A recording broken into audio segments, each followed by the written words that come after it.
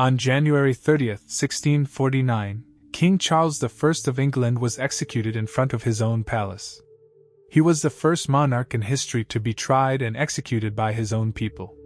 His death marked the end of the English Civil War and the beginning of a new era, the Commonwealth of England. But the execution was not the end of the conflict. It was the beginning of a struggle that would last for decades. Charles I was a king who believed in the divine right of kings. He believed that he was chosen by God to rule, and that no one had the right to question his authority. This belief brought him into conflict with Parliament, which wanted to limit his power. The conflict would lead to civil war. The English Civil War lasted from 1642 to 1651. It was a conflict between the Royalists, who supported the king, and the Parliamentarians, who wanted to limit his power. The Parliamentarians were led by Oliver Cromwell, a military genius who would become the Lord Protector of England. After the war, the Parliamentarians captured the king.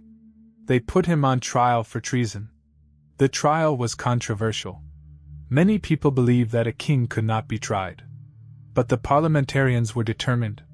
Charles was found guilty and sentenced to death.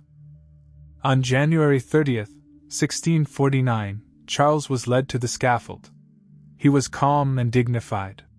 He gave a short speech, and then he knelt before the executioner.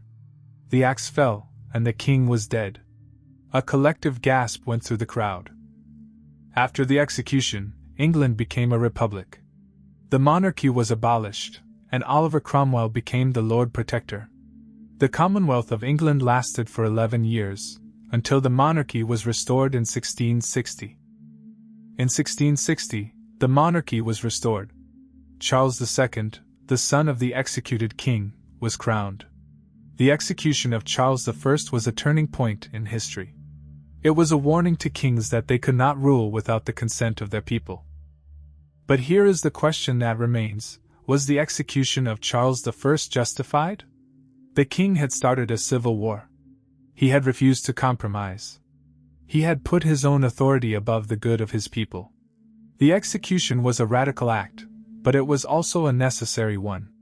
It was the birth of modern democracy.